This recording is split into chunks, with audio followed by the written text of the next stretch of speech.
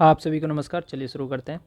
जैसा कि मैंने कल एक वीडियो अपलोड किया है कि लास्ट 45 डेज़ में बिहार पीसीएस के लिए कैसे प्रिपेयर करें, तो उसमें मैंने आप लोगों को प्रॉमिस किया था कि मैं सब्जेक्ट वाइज इंपॉर्टेंट टॉपिक्स लेके आऊँगा कि सबसे पहले हमें कौन कौन से टॉपिक को कंप्लीट करना है या रिवीजन भी करना है, तो किस टॉपिक पे ज़्यादा फोकस करना है। ठीक है, और ऐसा करना है कि लास्ट 45 डेज़ में सारे सब्जेक्ट हमारे 2 रिवीजन हो जाए। ठीक है, और यहाँ पे मैंने 3 सब्जेक्ट लिया है आज, क्योंकि वीडियो बहुत लंबा हो जाएगा।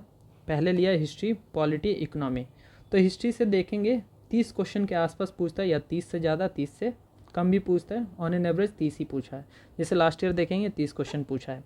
पॉलिटी में देखेंगे 10 से 14 क्वेश्चन के आसपास पूछता है। लास्ट ईयर 13 क्वेश्चन के आसपास पूछा है। और इकोनॉमी में भी ऐसे ही 12 या 13 क्वेश्चन पूछा है। ठीक है, तो यहाँ से आप ऑन एन एवरेज देखेंगे 55 क्वेश्चन पूछे जाते हैं इन 3 सब्जेक्ट से। तो ये बहुत बड़ा वेटेज होता है बीपीएससी में। ठीक है, तो एक एक करके हम बात करेंगे। सबसे पहले हिस्ट्री में 3 पार्ट कर लिया मैंने, एंशियंट, मिडिवल, मॉडर्न और आर्ट एंड कल्चर। तो चलिए चलते हैं, शुरू करते हैं।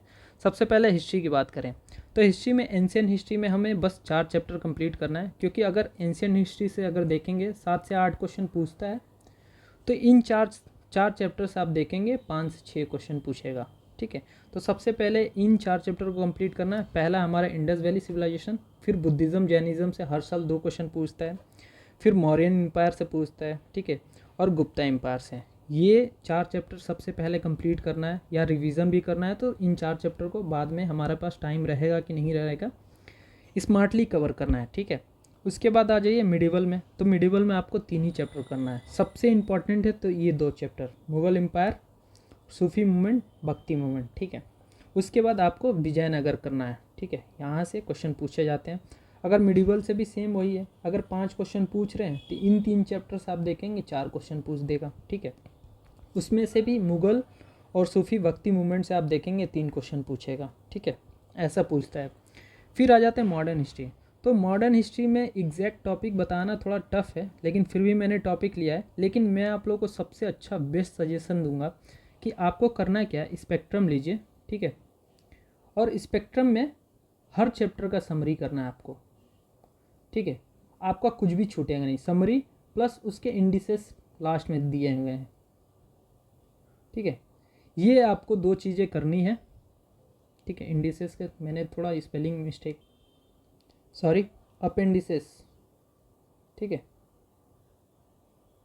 ये आपको कंप्लीट करना है सबसे पहले, और कुछ नहीं पढ़ना है। ठीक है, ये कर ले जाएंगे पूरे मॉडर्न हिस्ट्री के सारे क्वेश्चन। और मॉडर्न हिस्ट्री आप देखेंगे 15 से 20 के आसपास इससे क्वेश्चन रहते हैं। तो मॉडर्न हिस्ट्री बहुत इंपॉर्टेंट है। और नहीं तो आप क्या कीजिए, जो जो मैंने यहाँ पे चैप्टर मेंशन किया है इसके रिगार्डिंग आप स्पेक्ट्रम खोलिए, या कोई भी स्टैंडर्ड बुक खोलिए, उससे कवर कीजिए। स्टैंडर्ड बुक इसके अलावा तो मुझे नहीं लगता कि स्पेक्ट्रम के अलावा कोई दूसरी अच्छी बुक है। तो आप स्पेक्ट्रम लीजिए, उसके हर चैप्टर का समरी पढ़िए। फिर उसके बाद लास्ट में अपेंडिसेस दिए हैं, जिसमें कांग्रेस सेशन के ऊपर दिया है, गवर्नर जनरल वायसरॉय के ऊपर दिया है। ठीक है, कि उनके कार्यकाल में क्या क्या हुआ है। फिर उसके बाद देखेंगे नेशनल मूवमेंट्स दिए हैं कुछ, उसके बाद सोशल रिफॉर्म्स के बारे में दिए हैं, फिर कास्ट मूवमेंट, ठीक है, पिजन मूवमेंट। ये सब वहाँ से रिवीजन कीजिए और चैप्टर का समरी कीजिए। बस दैट्स इट। मॉडर्न हिस्ट्री में ज़्यादा कुछ करना नहीं है। उसके बाद आ जाते हैं आर्ट एंड कल्चर। तो आर्ट एंड कल्चर में आप देखेंगे ज़्यादातर आप देखेंगे गुप्ता और मौर्यन के कंट्रीब्यूशन के ऊपर पूछता है। उसके बाद मुग़ल आर्किटेक्चर के ऊपर पूछता है, और कुछ पूछता है तो आप देखेंगे इंडियन म्यूजिक, डांस, पेंटिंग से रिलेटेड क्वेश्चन रहते हैं। और उसके बाद कुछ आर्ट एंड कल्चर जो डिफरेंट डिफरेंट पीरियड में डेवलप हुए हैं उसके ऊपर पूछता है। लेकिन आपका मेजर पोर्शन ये है, गुप्ता मौर्यन पीरियड के कंट्रीब्यूशन, उसके बाद मुग़ल आर्किटेक्चर के ऊपर, और डांस, इंडियन म्यूज़िक और पेंटिंग के ऊपर मैक्सिमम क्वेश्चन पूछा जाता है। उसके बाद आप देख लीजिएगा गंधारा और मथुरा स्कूल ऑफ आर्ट। उसके बाद कुछ कुछ जो और भी चैप्टर जो कंप्लीट करेंगे वहाँ पे आप देख लीजिएगा। ठीक है, नेक्स्ट आ जाते हैं कि कैसे हमें प्रिपेयर करना है। तो सबसे पहले हमें क्या करना है, जो भी पढ़ेंगे उनके की इवेंट्स को देखेंगे, ध्यान में रखेंगे। डेट्स बहुत पूछे जाते हैं। ठीक है, और हिस्टोरिकल जो भी फिगर्स हैं उनको याद रखना है। ठीक है, एंशियंट मिडिवल के लिए अगर मैं बात करूं तो आप लूसेंट उठाइए, और जो जो मैंने टॉपिक दिया है वो लूसेंट के पहले उन टॉपिक को कंप्लीट कीजिए। ठीक है, और मॉडर्न हिस्ट्री के लिए मैंने वही बताया आप लोगों को कि स्पेक्ट्रम उठाइए, उसके समरी और अपेंडिसेस उसके कंप्लीट कीजिए जो लास्ट में दिए हैं। ठीक है, और दैट्स इट। उसके अलावा आपको क्या करना है, बीपीएससी की जो 56 से लेके 69 तक पीवाईक्यू है, प्लस यूपीएससी के पीवाईक्यू आपको लगा के ही जाना है, छोड़ना ही नहीं है। तो यूपीएससी के पीवाईक्यू अगर मेरा माने तो 2011 से लेकर 2024 में जो भी क्वेश्चन पूछे गए हैं, आप देखिएगा बहुत सारे क्वेश्चन रिपीट होंगे, मैं कंफर्म बता रहा हूँ। और रिपीट नहीं होंगे तो पैटर्न तो सेम रहेगा, क्योंकि अब बीपीएससी लास्ट 2 साल से यूपीएससी के पैटर्न फॉलो कर रहा है, ठीक है। तो आपको ये 3 चीज़ें करनी है। एंशियंट मिडिवल के लिए आप लूसेंट ले लीजिए या कोई भी स्टैंडर्ड बुक जो मैंने टॉपिक दिया उसको कवर करना है। उसके बाद स्पेक्ट्रम उठाइए और स्पेक्ट्रम में चैप्टर का समरी पढ़िए और अपेंडिसेस पढ़िए जो लास्ट में स्पेक्ट्रम में दिया है वो करना है। उसके बाद आपको पीवाईक्यू करना है। बीपीएससी के ज़्यादा पुराने क्वेश्चन करके कोई फ़ायदा नहीं है, आप 56 से 69 तक लगाइए, ये शायद ऑलमोस्ट 10 पेपर हो जाएंगे आपके, ठीक है। जो पेपर कैंसिल भी हुए हैं उनको भी लगा लीजिए अगर मिलता है कहीं से, ठीक है। और उसके बाद यूपीएससी के 2011 से 2024 आपको मैंडेटरी करना ही करना है, ठीक है। नेक्स्ट चलते हैं पॉलिटी पे। तो पॉलिटी पे 10 से 14 क्वेश्चन या 15 क्वेश्चन के आसपास पूछता है, ठीक है। और उसमें देखेंगे इस लक्ष्मीकांत के जो पहला 3 चैप्टर है, जैसे आप देखेंगे कि हिस्टोरिकल बैकग्राउंड हो गया, कॉन्स्टिट्यूशनल असेंबली हो गया या मेकिंग ऑफ कॉन्स्टिट्यूशन हो गया, ठीक है। ये 3 चैप्टर जो है इससे 2 क्वेश्चन के आसपास रहते हैं। तो ये दोनों चैप्टर भी आप, तीनों चैप्टर भी आपको कंप्लीट करना है। उसके बाद आपका प्रीएम्बल इंपॉर्टेंट है, इससे भी क्वेश्चन रहते हैं। फंडामेंटल राइट, डीपीएसपी और फंडामेंटल ड्यूटी, ये तो ऐसे हैं 3 चैप्टर कि चाहे आप स्टेट पीसीएस लीजिए, चाहे बीपीएससी ले लीजिए, यूपी पीसीएस ले लीजिए, चाहे यूपीएससी ले लीजिए, इससे 2 से 3 क्वेश्चन रहता ही रहता है। तो आपको इनको बहुत अच्छे से करना है। और फंडामेंटल राइट्स में आप देखेंगे कि आर्टिकल 19, जैसे आर्टिकल 14 से 14 नहीं 15, 16, आर्टिकल 19, 21, उसके बाद 32, ये काफ़ी इम्पॉर्टेंट है आर्टिकल। फिर उसके बाद डीपीएसपी में गांधीयन, लिबरल, सोशलिस्ट जो प्रिंसिपल पे जितने आर्टिकल्स दिए हैं इसके हिसाब से पढ़िए, ठीक है, उससे क्वेश्चन रहेंगे। फंडामेंटल ड्यूटीज़ जो है हमारे अभी शायद 11 ड्यूटी है, तो उनको देख लीजिएगा कौन कौन से ड्यूटीज़ है उसके ऊपर। उसके बाद आपको क्या करना है कि जैसे आप प्रेसिडेंट पढ़ रहे हैं तो पूरा प्रेसिडेंट के ऊपर पढ़ना नहीं है, आपको क्या करना है, प्रेसिडेंट कौन कौन से आर्टिकल उनके अंदर आता है, उनका पावर्स क्या है, ठीक है, फंक्शंस क्या हैं, उनके इलेक्शन प्रोसेस क्या है, ठीक है, डायरेक्ट इलेक्शन होता है कि इनडायरेक्ट इलेक्शन होता है, फिर उनका इम्पीचमेंट प्रोसेस क्या है, फिर उसके बाद वायसरॉय उसके साथ ही कर लेंगे प्रेसिडेंट के साथ, इसमें भी देख लेंगे इलेक्शन प्रोसीजर क्या है, ठीक है, डायरेक्ट इलेक्शन होता है कि इनडायरेक्ट इलेक्शन होता है, ठीक है, इनके फंक्शंस क्या होते हैं, बस इतना करना है। उसके बाद आप आ जाइए गवर्नर, इसी के साथ कंप्लीट कर लेना गवर्नर को, इसमें भी देख लेना रोल, पावर, डिस्क्रिशनरी पावर इनकी गवर्नर की, ठीक है। तो ये 3 चैप्टर कंप्लीट हो गया। फिर आपको क्या करना है, काउंसिल ऑफ मिनिस्टर और प्राइम मिनिस्टर के रिगार्डिंग जो जो आर्टिकल्स आते हैं बस आर्टिकल देखिए, ठीक है, इसका, और chief minister and council of minister of state, इसका सिर्फ और सिर्फ आर्टिकल देख लीजिए, ठीक है, बस कंप्लीट हो जाएगा यहाँ पे। और इसके बाद इम्पॉर्टेंट हो जाता है हमारा पार्लियामेंट। आप देखेंगे कोई भी एग्ज़ाम हो, यूपीएससी हो, स्टेट पीसीएस हो, तो पार्लियामेंट से भी 2 से 3 क्वेश्चन रहता है। याद रखिएगा फंडामेंटल राइट, डीपीएसपी और पार्लियामेंट, ये मतलब 3 चैप्टर ऐसे हैं कि आप देखेंगे 5 से 6 क्वेश्चन हर एग्ज़ाम में रहते हैं, तो आपको इनको बहुत अच्छे से करना है। उसके बाद आप जुडिशरी जोड़ लें, जिसमें सुप्रीम कोर्ट हो गया, हाई कोर्ट हो गया, सबऑर्डिनेट कोर्ट हो गया। सबऑर्डिनेट कोर्ट से तो कम क्वेश्चन पूछते हैं, इससे भी 2 से 3 क्वेश्चन रहते हैं, ठीक है। तो आपको ये 4-5 चैप्टर हैं, अगर आप कर लेते हैं तो आप देखेंगे 6 से 7 क्वेश्चन यहाँ से हो जाएंगे आपके, ठीक है। तो यहाँ पे लोकसभा राज्यसभा देख लें, ठीक है। और इसमें क्या देखना है, आपके कंपोजिशन देखना है, पावर देखना, फंक्शंस देखना है, इनके सेशंस कैसे होते हैं, ठीक है, प्रोसीजर क्या है।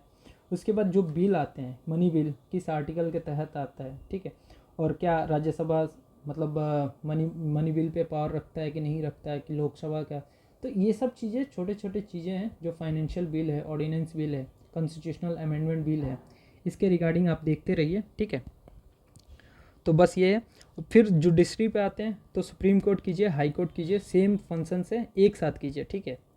जैसे पार्लियामेंट किया तो स्टेट लेजिस्लेचर कर लीजिए साथ में, ठीक है। उसके बाद जुडिशरी कर रहे हैं आप, तो जुडिशरी के साथ आप सुप्रीम कोर्ट कर लीजिए, हाई कोर्ट कर लीजिए, ठीक है।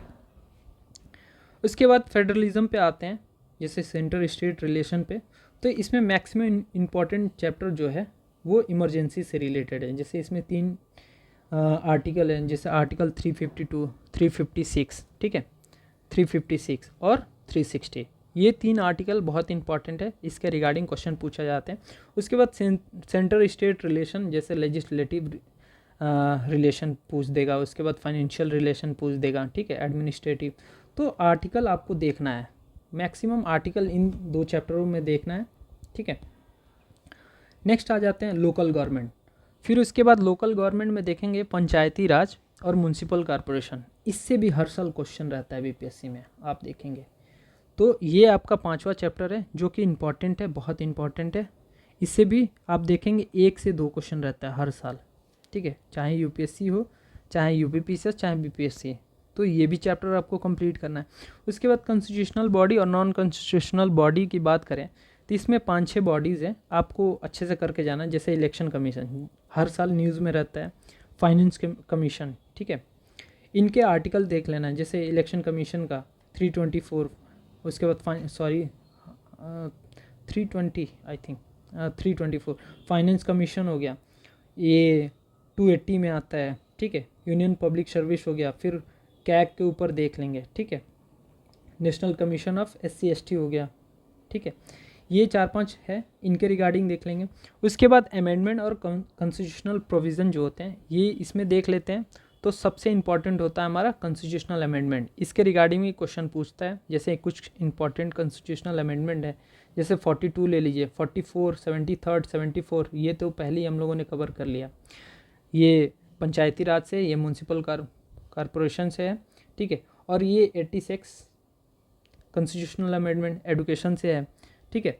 तो इसमें मैंने कम ही लिखा है, लेकिन 10-12 ऐसे हैं कॉन्स्टिट्यूशनल अमेंडमेंट जिससे क्वेश्चन पूछते हैं, बार बार रिपीट होता है, तो ये आपको करना है। उसके बाद आप शेड्यूल कर लीजिए, जैसे कॉन्स्टिट्यूशन में 12 शेड्यूल है, ठीक है। इसमें मैंने 4 ही शेड्यूल को मेंशन किया है, लेकिन 12 शेड्यूल है जिससे बहुत क्वेश्चन पूछते हैं, ठीक है।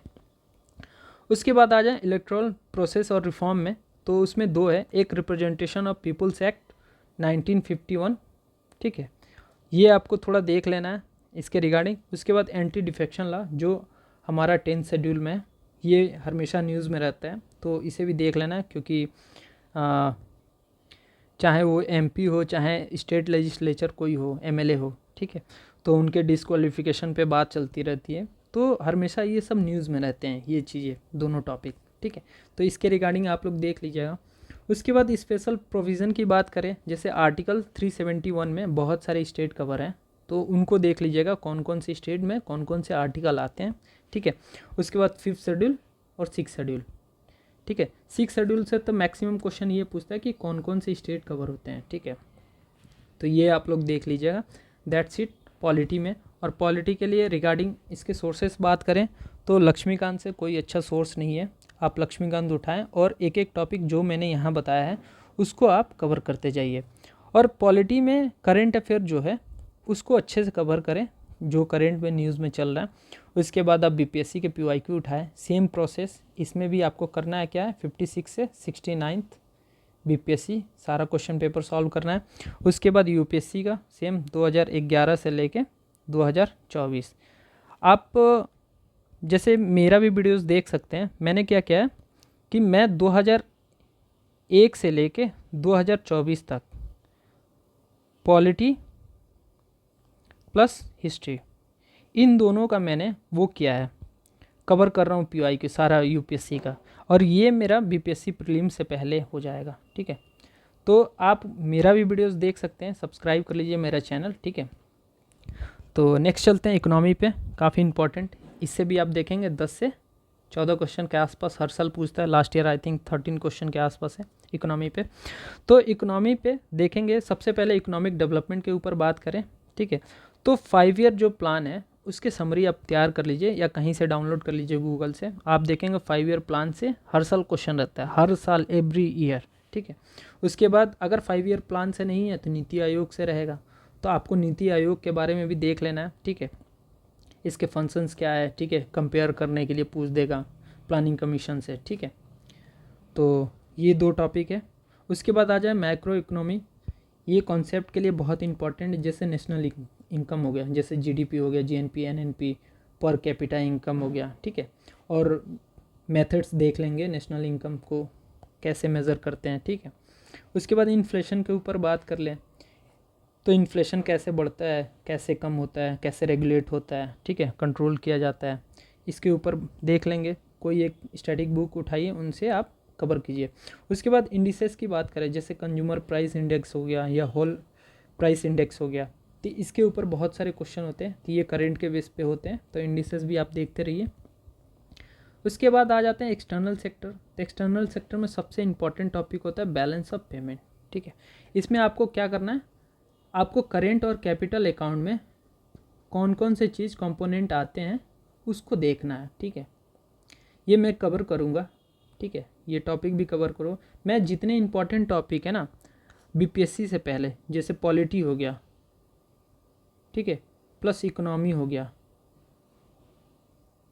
उसके बाद हिस्ट्री हो गया, एटलीस्ट ये तीन सब्जेक्ट का मैं जो भी इम्पोर्टेंट टॉपिक्स है वो सब कवर करूँगा, जो बीपीएससी के लिए भी इम्पोर्टेंट है, यूपीपीसीएस के लिए भी इम्पोर्टेंट है और यूपीएससी के लिए भी इम्पोर्टेंट है। इसमें मैंने जितने भी टॉपिक बता रहा हूँ ये सब मैं कवर करूँगा, ठीक है। पॉलिटी के रिगार्डिंग भी मैं बताऊँगा आपको, जो इम्पोर्टेंट आर्टिकल्स है, शेड्यूल्स है, ठीक है, जो अमेंडमेंट हुए हैं। उसके बाद मैं सुप्रीम कोर्ट, हाई कोर्ट का एक अलग से वीडियो लेके आऊँगा, फिर उसके बाद पार्लियामेंट के रिगार्डिंग वीडियो लेके आऊँगा। तो जो जो इम्पोर्टेंट टॉपिक्स है, पॉलिटी हो गया, चाहे इकोनॉमिक्स में मैं जो अभी बात कर रहा हूँ इनके रिगार्डिंग भी लेके आऊँगा।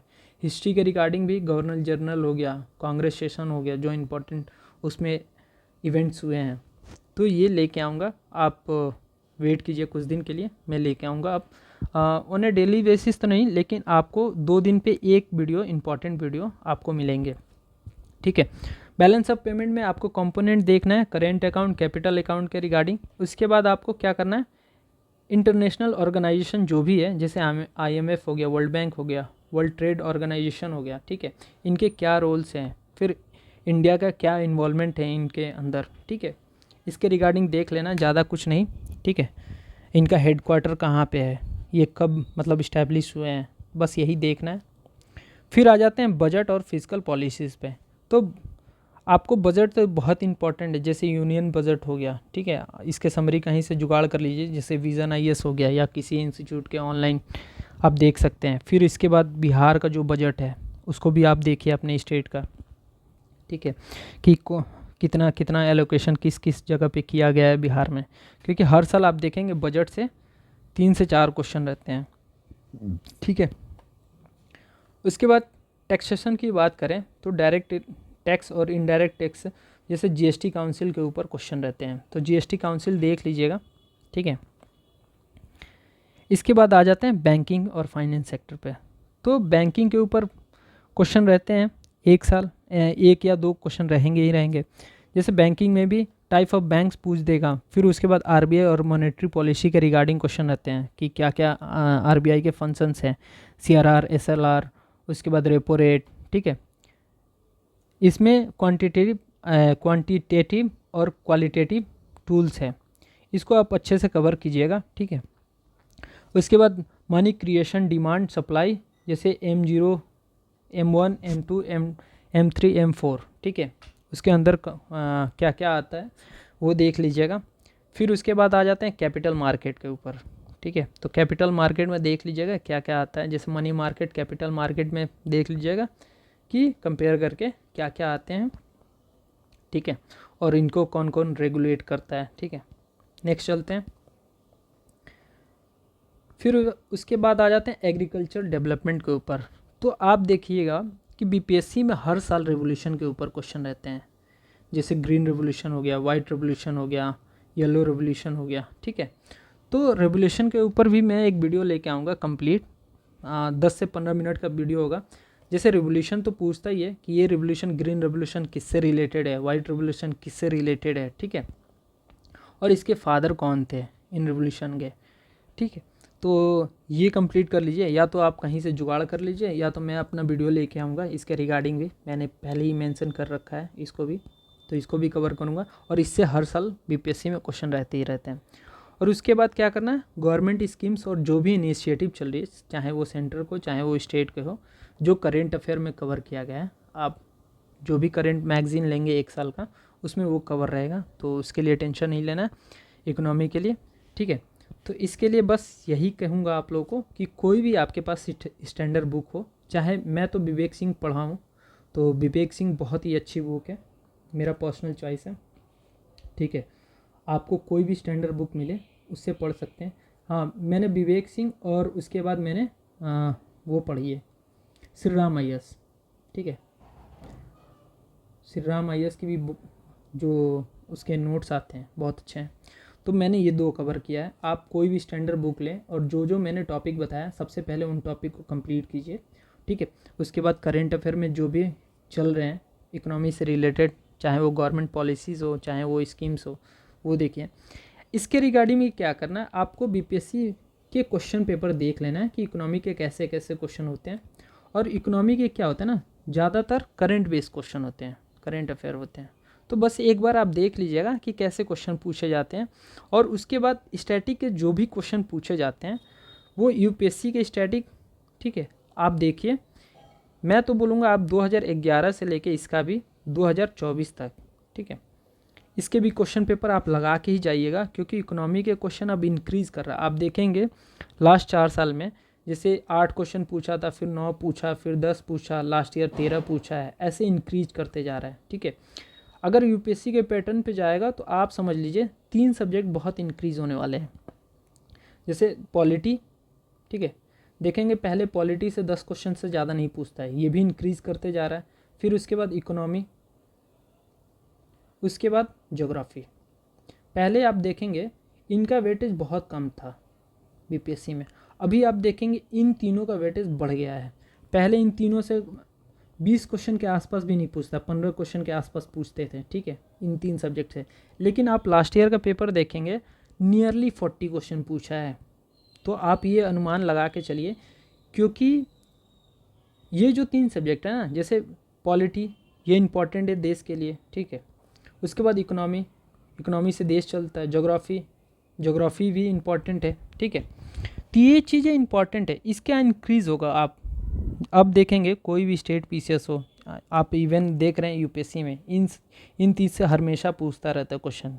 तो स्टेट पीसीएस में भी क्वेश्चन इंक्रीज़ कर रहे हैं, तो आप बहुत ही अच्छे से फोकस रहें, ठीक है। बस यही था। अब नेक्स्ट वीडियो में हम बात करेंगे ज्योग्राफी, साइंस और बाकी जितने भी बच गए उनके ऊपर बात कर लेंगे। चलिए मिलते हैं नेक्स्ट वीडियो में। बाय बाय, धन्यवाद।